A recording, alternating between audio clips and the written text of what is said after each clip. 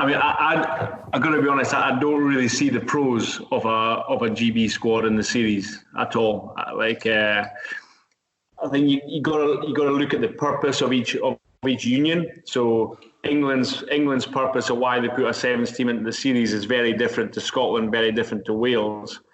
I mean, Scotland's main purpose is firstly to give another opportunity to develop players.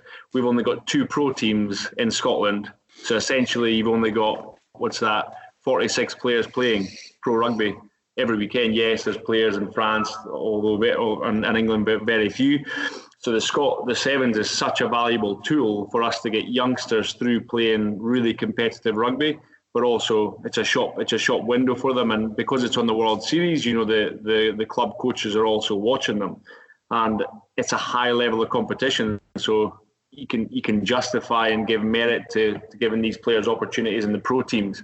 I think if they'd gone to doing it in a FIRA or a European sort of league, you know yourself, guys, the standards are so much lower, the intensity of the competition is so much lower.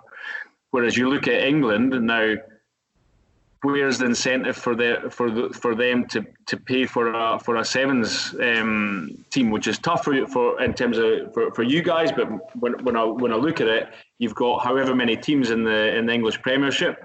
So there's not a problem in terms of development pathways, because you've also got the Championship there as well. So from an English perspective, in terms of the union, I think they see, right, the GB is an opportunity for us to still develop our best English sevens players, but it's being paid for by Scotland, England and Wales. Whereas Wales are probably more similar to Scotland. It provides another opportunity where they've just got the 3 or 4 teams. It's another pathway for players to express themselves and maybe find some hidden gems. But I think that's where England are getting it a bit wrong. Like, I feel like England should be pushing it more for younger lads who aren't getting that opportunity in the first team squad. So lads who are sitting in academies, who are like Bogdy, like you, when you started 19 years old. How many people had you played in front of when you were 19? Like 100 down the, and then you go into Hong Kong, you're playing in front of 50,000 people. Like, you can't do that in the A-League. You can't do it in the Championship.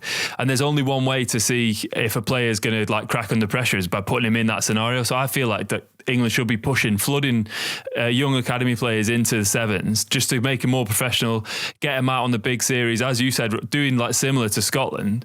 And then pushing them back out, and have that sevens as a rolling in and out, have it more fluid, rather than, I kind of think, obviously me and Mitch have been in the programme for however long now, 5-6 years for me, a bit longer for you, Mitch, but I feel like we're the people who have been keeping the programme together, but I feel like there should only be a couple of us, and then she'll be in and out for the young lads, just a development.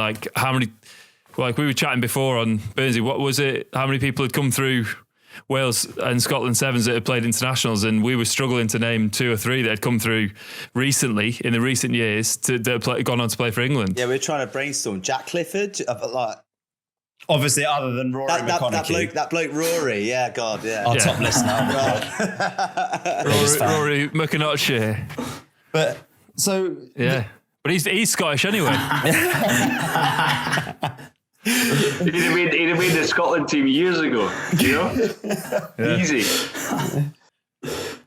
It's a tough one, isn't it? Is there something in the ability to develop players within a GB setup as well?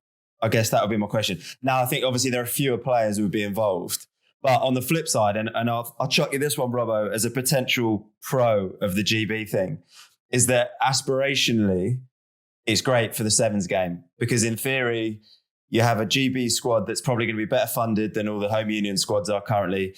In theory, it's going to perform better in the World Series. So potentially your World Series tournament winners, medal winners at the Olympics, things like that, which is going to put the sevens game in a better light in Great Britain. Draw a higher caliber of players. Young boys and girls will be like, I see that and I want to be a part of that success. I want to play sevens. So you're getting it from the kind of grassroots up in that respect. But you're also probably going to, I don't know, would you be able to shift the mindset of some of the 15s clubs, and I'm talking a lot about the English clubs here, to be like, okay, that's a really high performing environment. we'd really benefit from getting some of our youngsters into that and developing them. And then, I don't know, it would obviously happen to fewer players because it's going to be one squad rather than the 3 separate ones. But do you get better quality out of it overall? Long term, do you get more players into the game? I don't think you get more players into the game. I'm going to talk a bit from a Scottish perspective because there's fewer players playing. That's the biggest thing for me. So a question would be, how big is the training squad? How big is the training squad? Because you can't afford to have any more than, to be honest, probably 18 full-time players, because then how can you justify leaving more than that at home and paying them for a full year and potentially playing, 30 minutes of rugby over the course of a season? And that's where I think the Sevens has to be very careful now too, because even Scotland, you guys had tournaments last year where you were playing if you were not going through to the later stages, you're only playing 4 games. So we had guys that were going out and they were literally playing five minutes of rugby because you've got tight games, And for example, it's the same as you, Mitch. When you play regularly, you'll play 14 minutes in a game. So you're hogging the bloody ball, mate. You're not giving other people a chance. Just like me. You're a bit like me, Chippy. 7 minutes max. Off you come, mate. Off you come. 10 Mitch, it's a really complicated question, but I can't see how it can really benefit the game, because there's just so few players. You're exactly bang on. How do we make it attractive, not just for the clubs, because the Scottish clubs see it as a real benefit for their players that maybe aren't getting game time to go back, as Mogsy said, get some confidence, especially back 3 players, score tries, get their hands on the ball, get back to playing rugby. But in contrast to that, from a perspective of just having GB, then we wouldn't be able to do that, because there's no guarantee the players would get game time.